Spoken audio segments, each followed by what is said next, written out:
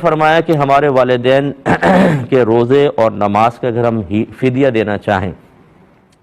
تو اس میں اگر فدیے میں ہیلا کرنا چاہیں تو کوئی گواہ ضروری ہے کہ نہیں؟ تو بہن کوئی گواہ ضروری نہیں ہے، آپ کا جواب تو یہ ہے۔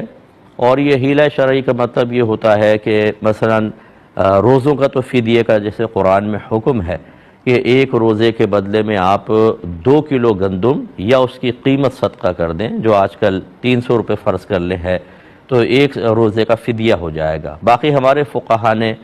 روزے کے اوپر غور کر کے کہ روزہ فرض تھا اس لیے فدیہ لازم، تو نماز بھی فرض ہے، اس کا فدیہ بھی اگر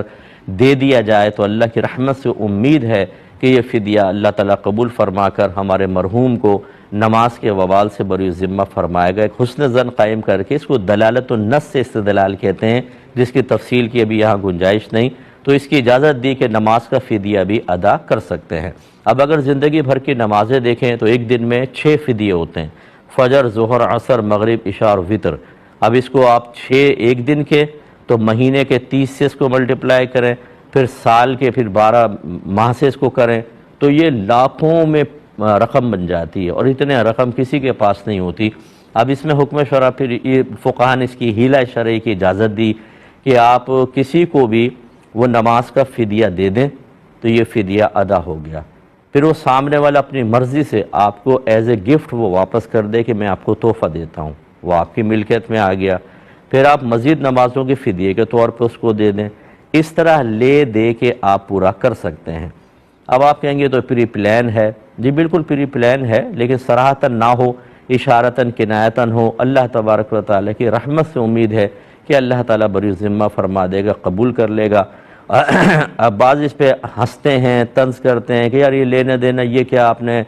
چیزیں ایجاد کر لی، یہ میں نے نہیں کی، ویسے تو فقہا نے بیان فرمائی، لیکن کیا آپ یہ قسم کھا کے کہہ سکتے ہیں کہ اگر اس طرح کا ہیلہ اختیار کیا تو اللہ تعالیٰ قبول ہی نہیں کرے گا؟ کیا آپ اللہ تعالیٰ کے اوپر اپنی مرضی مسلط کر سکتے ہیں؟ حسن ظن تو ہے نا۔ اور یہ جو ملکیت کی تبدیلی سے مال کا حکم بدل جاتا ہے، اس کے لیے اصل صحیح حدیث سے لی گئی ہے کہ حضرت بریرہ رضی اللہ تعالیٰ عنہ کے گھر سرکار گئے تو آپ نے فرمایا ہانڈی پہ جو کچھ ابل رہا ہے ہانڈی میں وہ مجھے بھی کھلائیں۔ انہوں نے کہا یا رسول اللہ یہ صدقے کی بکری ہے جو بریرہ کو دی گئی تھی اور آپ صدقہ نہیں کھاتے۔ سرکار نے فرمایا یہ ان کے لیے صدقہ ہے اور ہمارے لیے ہدیہ ہے۔ اس کا مطلب ہے جب کسی شخص نے ان کو دیا تو وہ صدقہ تھا، لیکن جب ان کے پاس آ گیا وہ ذاتی ان کی ملکیت ہو گئی، صدقے کا تصور ختم ہو گیا۔ اب وہ بطور ہدیہ نبی کریم کو دیں، وہی بکری اب بطور ہدیہ آئی، نبی کریم کے لیے جائز۔ لیکن اگر کوئی صدقے کے طور پہ دیتا تو نبی کریم کے لیے صدقہ کھانا جائز نہیں تھا۔ اس کا مطلب ہے کہ مال کی ملکیت کی تبدیلی سے مال کا حکم بدل جاتا ہے۔ جب آپ نے ایک کو دیا فدیے کے طور پر، یہ فدیہ ادا ہو گیا، وہ اس کا مالک ہو گیا، اب وہ آپ کو تحفتاً دیتا ہے، اب یہ ہدیہ اور تحفہ ہے، آپ نے لے لیا، پھر آپ نے فدیے کے طور پر دیا۔ یوں یہ ہیلہ شرعی کیا جا سکتا ہے، اور اللہ کی رحمت سے امید رکھیں کہ اللہ تعالیٰ قبول فرما لے گا تو آپ کے مرحومین بری ذمہ ہوں گے، اور اس پہ گواہ کی کوئی حاجت نہیں ہے۔ ایک کسی نے پوچھا کہ چلتی ٹرین میں نماز پڑھنے کا کیا شرعی حکم ہے؟ دیکھیں فرائض کے سلسلے میں تو یہی صورت ہے کہ ٹرین رک جائے، رکی ہوئی ٹرین میں یا نیچے اتر کر آپ استقبال قبلہ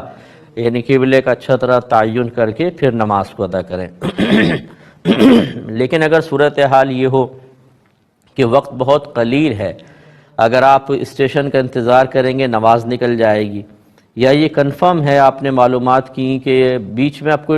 اسٹیشن آئے گا ہی نہیں اور نماز نکل جائے گی، تو پھر آپ چلتی ٹرین میں نماز پڑھ سکتے ہیں ایسی صورت میں، اور اس میں پھر لوٹانے کی حاجت بھی نہیں ہے، آپ کی نماز بالکل ہو جائے گی۔ یہ اختلافی مسئلہ ہے، بعض لوگ اس میں اختلاف رکھتے ہیں،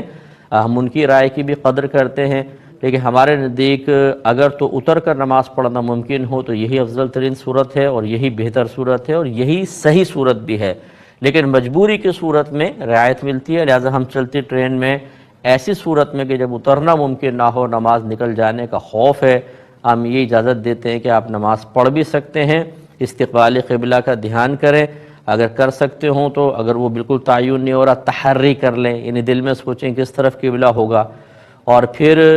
اگر کھڑے ہو کر پڑھ سکتے ہیں کھڑے ہو کر، ورنہ اگر زیادہ حج کو لے رہی ہے تو بیٹھ کے بھی نماز ادا کر سکتے ہیں، اور اس کو لوٹانے کی کوئی حاجت بھی نہیں ہوگی۔